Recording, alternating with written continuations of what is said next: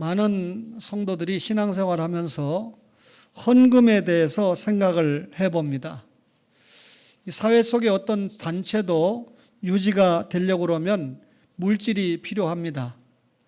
주님의 몸된 교회도 이 유지를 잘 하려고 하면 물질이 필요하다고 나름대로 생각하는 분들이 있습니다. 우리가 이 아름다운 예배당에서 예배를 드리고 있는데 이 건물을 잘 유지하고 보수하는 데도 물질이 필요하고, 또 교회에서 일하는 직원들의 생활을 위해서도 헌금은 필요하다, 이렇게 생각하는 분들이 있습니다. 물론 이런 생각을 하면서 헌금을 드리는 것이 일리가 없는 것은 아닙니다. 그러면 한번 이렇게 생각해 볼까요? 예배당이 없이 모일 수 있습니다. 그리고 또 교역자가 능력이 있어서 자기 스스로의 생활비를 책임을 질 수 있다고 그러면 그런 교회는 헌금을 드릴 필요가 없을까요? 그런 교회 헌금을 안 해도 될까요? 아닙니다.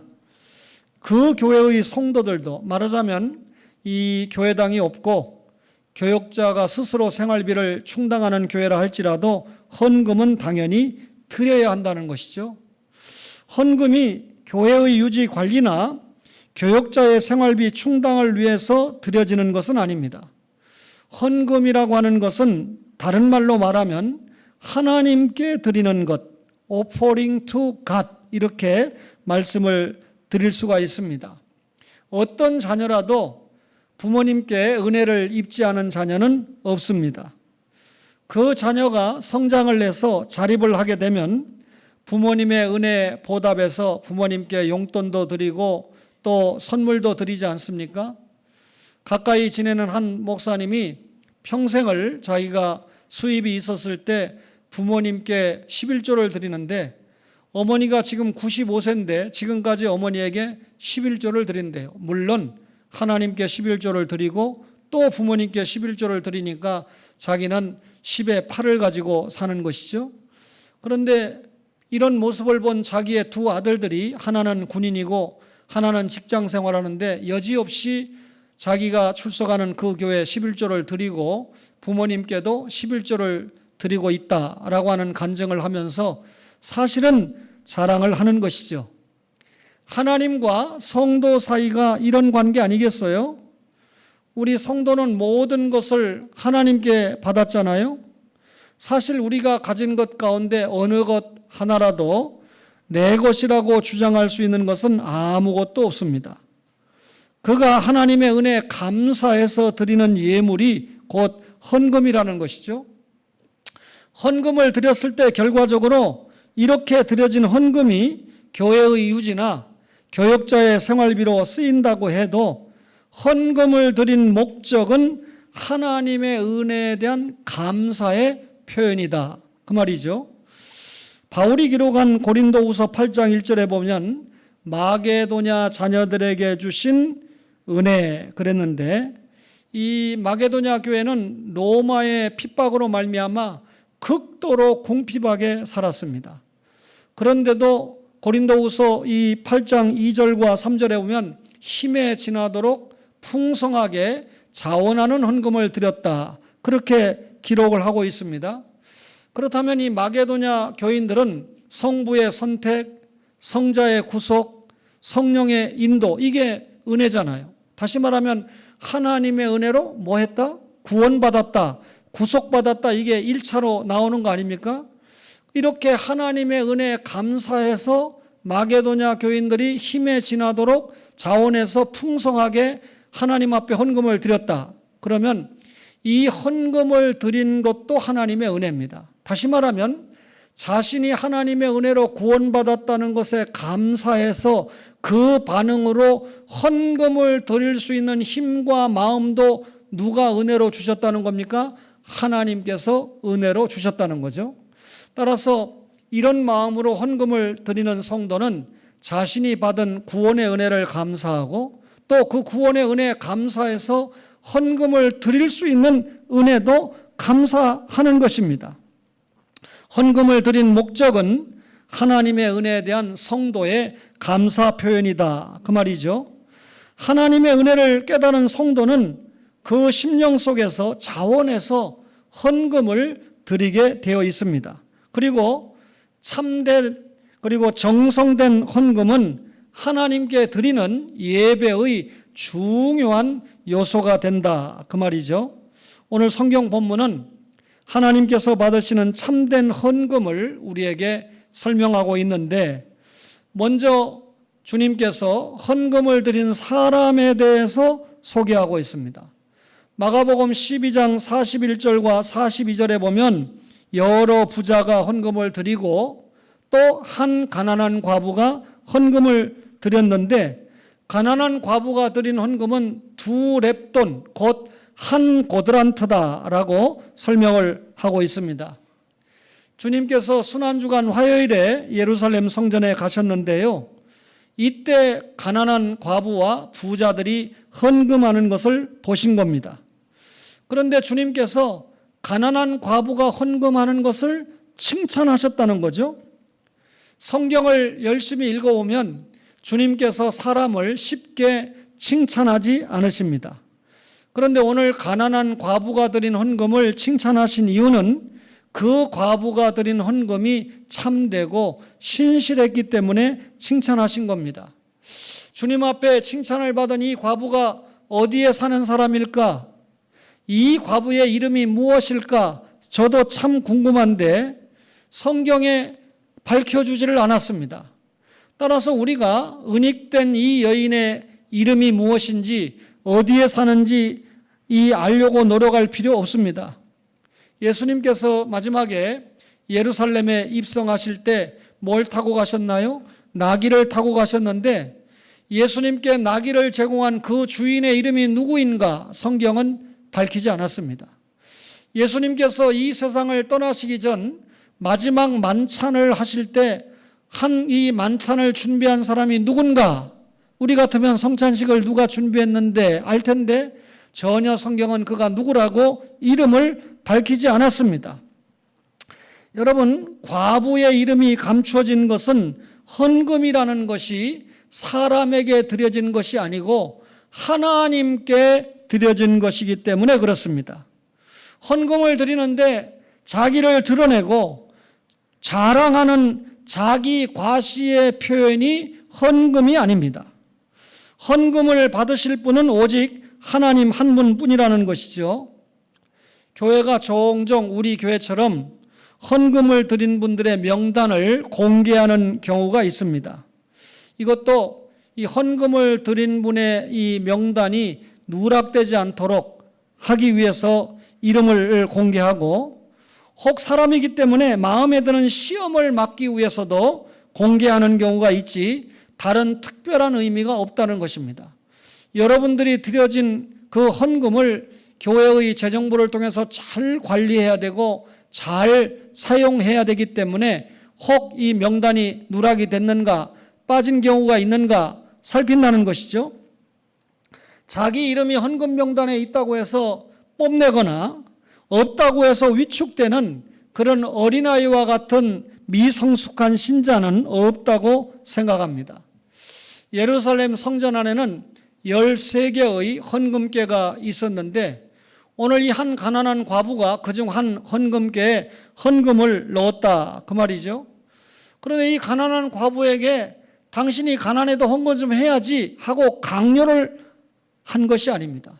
자원하는 마음으로 헌금을 드렸고 자기가 드리고 싶고 하나님께 바치고 싶어서 하나님 앞에 자원적인 발로로 헌금을 드렸다, 그 말이죠.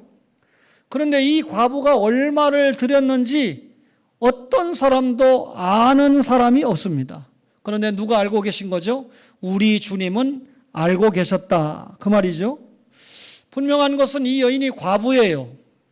남편이 없이 혼자 살면서 가정의 생계를 꾸려나가야 하는 가난한 여인이었습니다. 그러니 오히려 성전 직원에게 찾아와서 자기의 형편을 그대로 알리고 딱한 사정을 고하면서 도움을 청할 수밖에 없는 그런 입장의 여인인데, 오히려 이 여인이 그런 절차를 밟지 않고 반대로 하나님께 헌금을 드렸다. 헌금을 드린 사람이 오늘 누가 부각이 되고 있습니까? 한 가난한 과부가 헌금을 드렸는데 칭찬을 받았다는 거죠. 그런데 이 가난한 과부가 드린 헌금의 액수를 본문 마가복음 12장 42절에 2렙돈, 곧 한 고드란트다, 이렇게 설명을 하고 있는데요. 과부가 헌금 드리는 것을 보신 주님께서는 제자들을 한 곳으로 모이게 했습니다. 과부가 드린 헌금 자세를 통해서 제자들에게 중요한 교훈을 남기고 싶었기 때문이죠. 그래서 주님이 제자들을 모으고 교훈을 하실 만큼 이 여자가 드린 헌금은 주님의 눈에 바르고 진실하게 보였습니다. 주님은 이 가난한 과부가 2렙돈을 하나님께 드렸다, 이렇게 말씀했죠. 여인은 누구에게도 자신이 드린 헌금의 액수를 공개하지 않았습니다. 하나님께만 비밀히 헌금을 드린 거죠. 그러나 주님은 이미 그 액수를 아셨습니다. 말하자면 주님이 아시는 헌금을 드렸다, 그 말이죠. 이 2렙돈이라고 하는 것은 그 당시에 사용을 받던 최소 사용되었던 화폐인데요.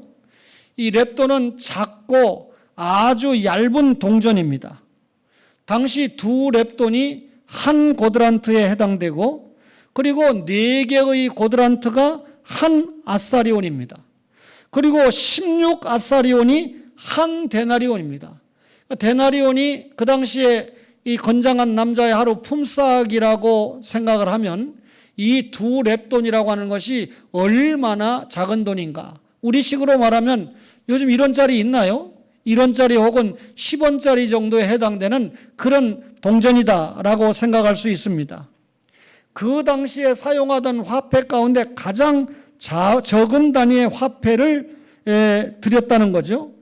그런데 이 가난한 과부가 2렙돈을 헌금궤에 넣었을 때 어떤 부자들은 다른 헌금궤에 많은 액수의 헌금을 넣었습니다.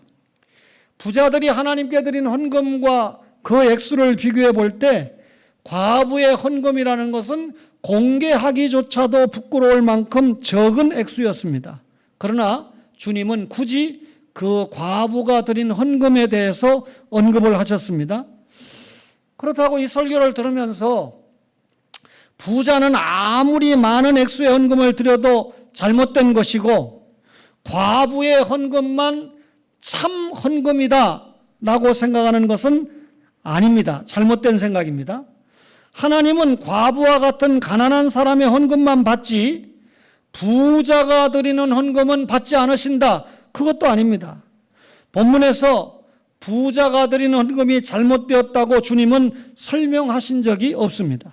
문제는 부자가 드린 헌금이 잘못된 것이 아니고 과부가 드린 헌금이 주님이 보시기에 참으로 교훈할 만한 것이었다라고 하는 것이 초점이죠. 그러면 과부가 드린 헌금의 액수는 얼마였습니까? 그 당시에 가장 작은 화폐의 단위는 2렙돈, 한 고드란트, 최소한의 액수였다라고 하는 것을 알 수가 있습니다. 그런데 왜 칭찬을 받았을까요? 헌금을 드린 방법에 대해서 살펴볼까요? 마가복음 12장 44절에 주님은 그들은 다 그 풍족한 중에서 넣었거니와 이 과부는 그 가난한 중에서 자기의 모든 소유 곧 생활비 전부를 넣었느니라 라고 말씀을 하셨습니다.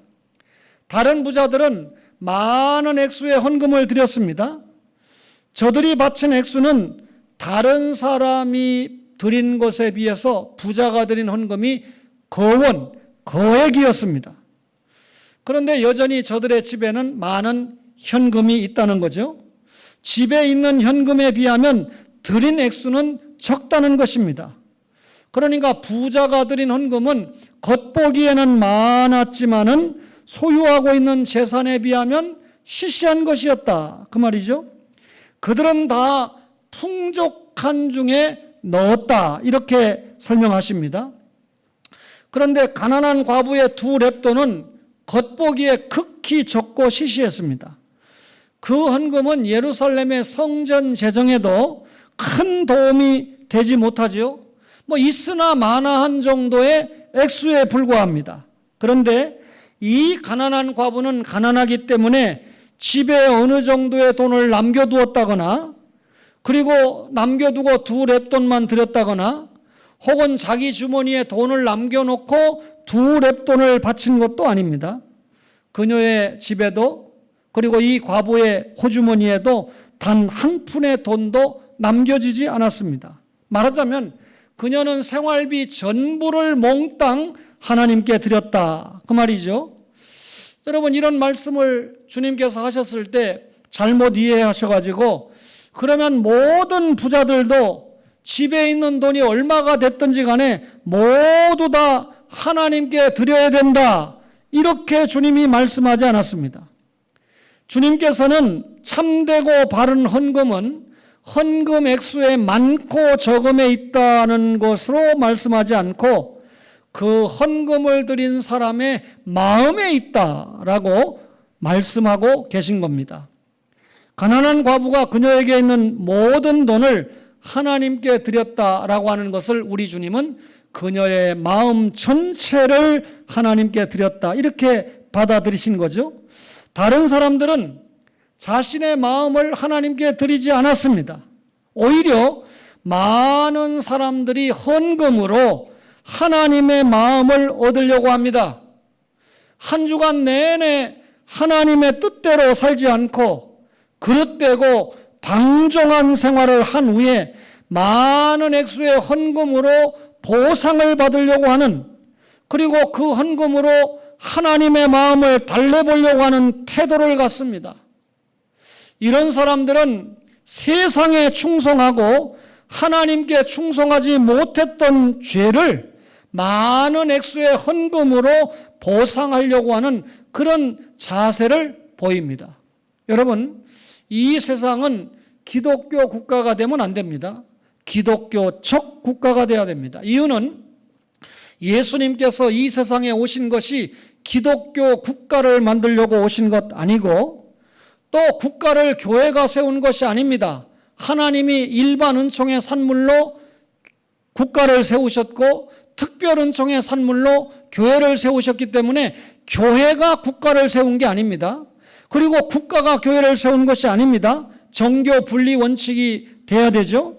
뿐만 아니라 역사로 볼 때 기독교 국가가 될 때 교회가 타락합니다.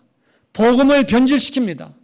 로마의 콘스탄틴 대제가 313년에 기독교를 공인하고 380년에 데오도시우스 황제가 기독교를 국교로 만들었을 때 초대교회가 변질돼서 중세 1000년 동안 천주교회로 변질된 것을 루터와 칼빈을 통해서 다시 찾아온 것이 교회 개혁일 뿐입니다. 따라서 기독교 국가가 되면 타락한다는 것이죠.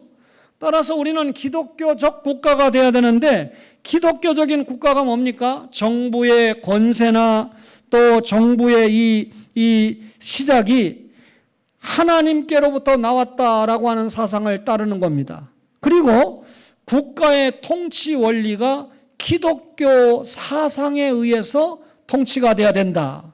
말하자면 기독교 신자가 세상에 충성하는 것이 아니라 세상의 것을 정복해서 누구에게 충성합니까? 하나님께 충성하는 거예요. 정치를 하는 사람입니까? 기독교 신자가 정치를 할 때 그 정치가 기독교 사상, 성경 말씀에 의한 정치가 되도록 하는 게 기독교적 국가입니다. 경제를 해도 그렇고 여러분과 이 직장을 다녀도 공부를 해도 그런 마음으로 여러분 생활에서 세상에 충성하는 것이 아니라 하나님께 충성하기 위해서 세상을 정복하는 것이죠. 그런데 예수 믿고 그렇게 살지 못하니까 주일날 와가지고 하나님께 헌금을 드리면서 하나님, 제가 이렇게 충성합니다, 제가 이렇게 헌신합니다, 하나님 아시지요 하는 그런 자세는 잘못된 자세다, 그 말이죠. 헌금을 드리면서 하나님, 내가 이렇게 많은 액수의 헌금을 드렸으니 하나님께서는 앞으로도 나의 그릇된 생활이나 불충성한 생활을 이해해 주실 거죠? 라는 생각을 한다는 것입니다. 마치 불효한 자식이 부모에게 잘하지 못하다가 어쩌다 한번 와서 돈으로 때우려고 하는, 여러분 자식에게 돈 받으면 좋지만 돈보다 더 좋은 게 뭡니까? 자식의 따뜻한 효도, 여러분 대화, 만남, 사랑 이런 거 아니겠습니까? 여러분 하나님께 이런 헌금은 통하지 않는다는 겁니다. 제가 중고등학교 다닐 때 이 목사님이 참 헌금 강조를 많이 하셨어요. 제가 어렸을 때부터. 그래서 제가 헌금 열심히 드리는 어떤 영향이 거기에서 배웠는지 모릅니다. 그런데 어떤 장로님이 헌금을 하면 11조를 얼마 드렸다, 1등이다, 뭐 이렇게 여지없이 밝히는데 그때 꼭 1, 2, 3등 안에 들어가는 장로님이 한 분 계셨습니다. 제가 목사님이 칭찬하시니까, 그 목사님은 뭐 저에게 우상이니까 사상적인 영향을, 신앙적인 영향을 받고 있으니까 야 얼마나 훌륭한 장로님일까. 근데 보면요 찬양대석에서 여지없이 졸아요. 어쩌다가 한번 저런 게 아니에요. 저 장로님은 헌금을 많이 여기서 돈을 열심히 벌어야 되니까 평상시에 너무 피곤하게 살다가 주여 아버지 집이 좋사오니 하고 조는가 보다 한데, 여러분 제가 저희 가족들이나 동료들에게 그 부분을 많이 얘기했습니다. 장로님이 목사님에게 그렇게 칭찬을 많이 받고 저렇게 훌륭하다고 그러는데 왜 이렇게 예배 시간마다 졸까? 그것도 찬양대석에서 단골로 졸을까? 아닌 게 아니라 그 교회를 망쳤습니다. 그 교단을 망쳤습니다. 제 눈이 정확했습니다. 영이 죽은 거죠. 여러분 목사님이 칭찬하니까 헌금 많이 드린다 해서 교회에서 뽐내고 폼내고 자기가 교회를 좌지우지하는 것처럼 평생 신앙생활했는데, 뭐 이런 장로가 아무리 좋은 장로님들이 옆에서 이야기를 해도 듣지 않으니까 결국 교회는 한국교회에서 멀어진, 영적으로 최하위의 교회로 전락하지 않았습니까? 여러분 목사가 됐든지 장로가 됐든지 예배 시간에 조는 사람은 영이 죽은 사람입니다. 이 말을 들으니까 어쩌다가 한번 조는데 저 목사는 영이 죽었어. 저도 딱 한 번 졸았는데요. 미국 LA에 갔다 왔는데 13시간 시차가 차이 나니까 한여름에 참 엄청나게 힘든 때가 있더라고요. 그래도 어쩌다가 꾹뻑할 때가 있거든요. 그걸 보고 또 이런 설교를 듣고 영이 죽었다 그러면 안 되고, 늘 보면 평상실적이 설교 시작하면 눈 감어. 그리고 설교 끝나면 기가 막히게 알아. 하고 안 좋은 것처럼 흔들죠. 침을 흘리다가 또 안 좋은 것처럼 닦죠. 여러분 하나님은 다 아십니다. 여러분 제가 이 짧은 시간에 말씀 전하기도 바쁜 시간에 이런 기가 막힌 장로님을 칭찬해야 되는데 왜 이런 얘기합니까? 영이 죽은 장로는 결국 하나님의 나라를 망칩니다. 쓴 것 같지만 하나님이 버리신다는 거예요. 이 어린 목사가, 한참 후배 목사가 이렇게 설교 시간에 이런 이야기를 하고 있다는 자체가 그 장로는 하나님 앞에 벌받은 겁니다. 여러분 이런 헌금은 통하지 않습니다. 주님이 보시는 것과 사람이 보는 것은 전혀 다르다는 거죠. 사람은 헌금의 액수를 보고 많은 액수를 드린 자를 우러러봅니다. 그리고 하나님은 그러나 중심을 보시고 헌금 속에 담겨진 그 사람의 마음을 보신다는 거죠. 과부의 2렙돈은 그녀의 전 마음이 담긴 헌금입니다. 하나님을 향한 믿음, 소망, 사랑이 가득 담긴 헌금입니다. 이런 헌금이 주님의 눈에 가치 없는 구리동전이 아니라 번쩍번쩍 빛나는 금화보다 더 귀하게 여겨졌다는 것입니다. 이 사건이 있었던 화요일에 주님은 바리새인에게 7가지 화를 내셨어요. 첫째가 뭐냐면 사람들이 천국에 가는, 천국 문을 가로막는 죄다. 두 번째가 이 사람들을 남을 치욕으로 이끄는 죄다. 세 번째가 소경이 소경을 이끄는 죄. 그 다음에 네 번째가 작은 것을 크게 여기고 큰 것을 작게 여기는, 다시 말하면 경한 것과 중한 것을 뒤집어 버리는 죄. 누가요? 바리새인들이. 다섯 번째가 외식주의 죄.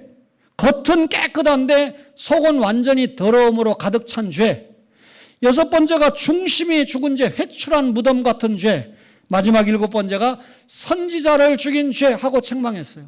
그러니까 바리새인들은 적어도 주님 앞에 7가지 책망을 받았는데 곧이어 한 과부는 이렇게 하나님 앞에 귀한 헌금을 드렸다라고 하는 칭찬을 받고 있는 겁니다. 바리새인들이요, 얼마나 유명한 성경신학자입니까? 저들은 성경 지식을 전문적으로 길러갔습니다. 과부는요, 하나님과의 교통을 이루어가는 신령한 마음을 길러갔습니다.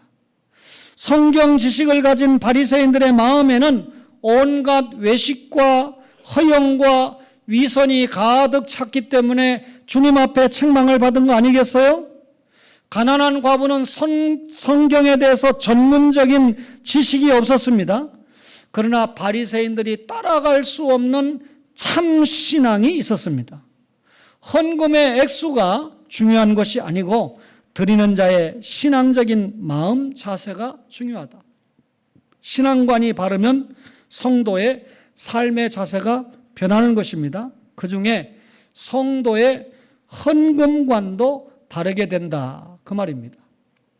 신학교에서 이 김 교수님과 제가 가르쳤던 한 제자가 지난주에 대부도에 저희들을 초청을 했어요.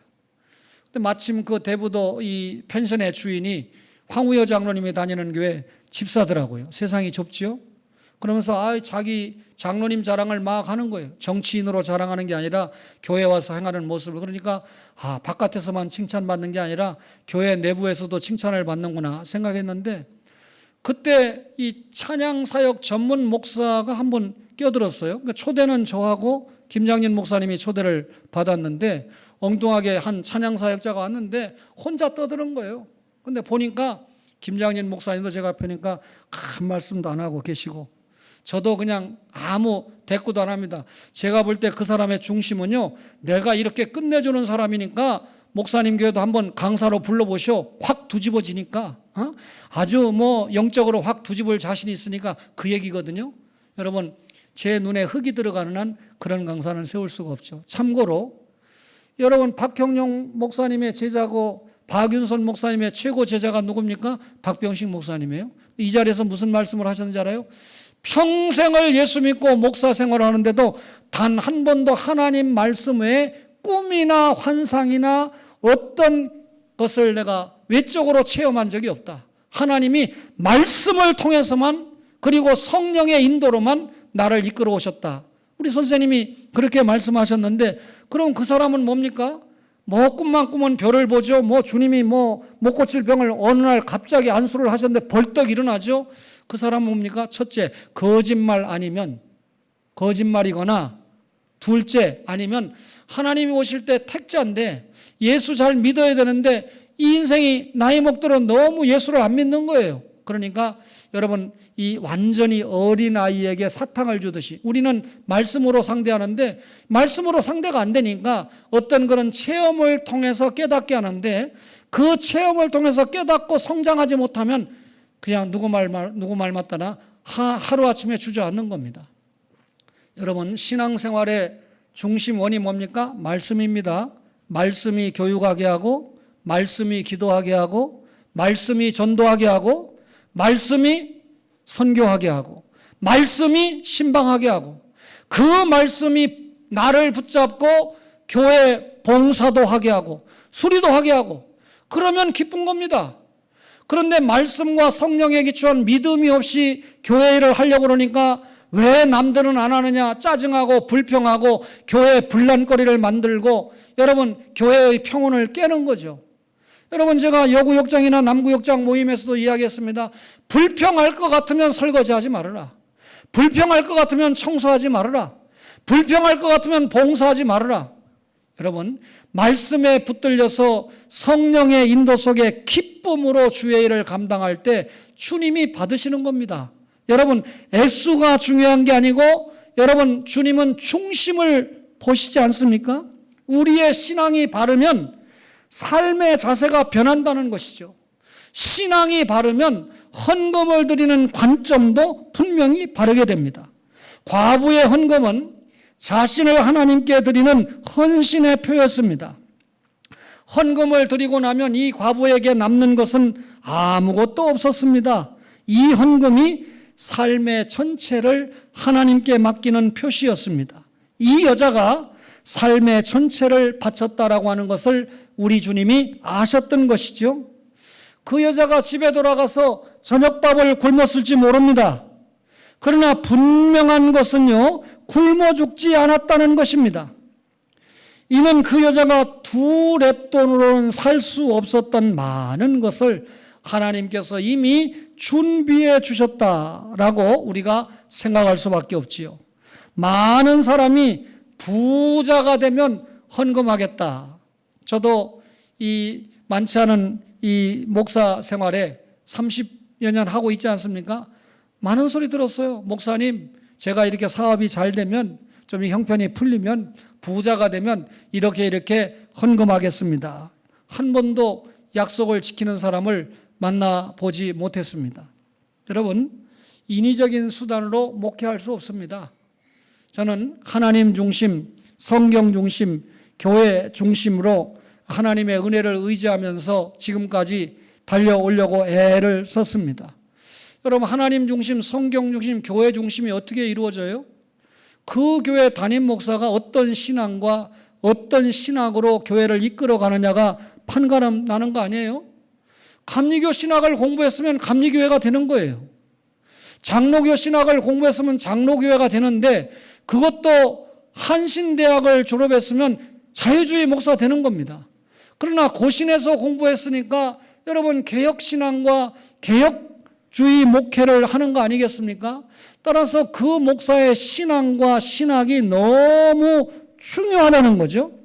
따라서 여러분, 이 목사가 그 신앙과 목회 철학을 가지고 목회할 때 이해를 잘 해주시는 이 장로님들과 권사님들과 이 안수 집사님들을 만날 때 목사는 행복할 수밖에 없죠.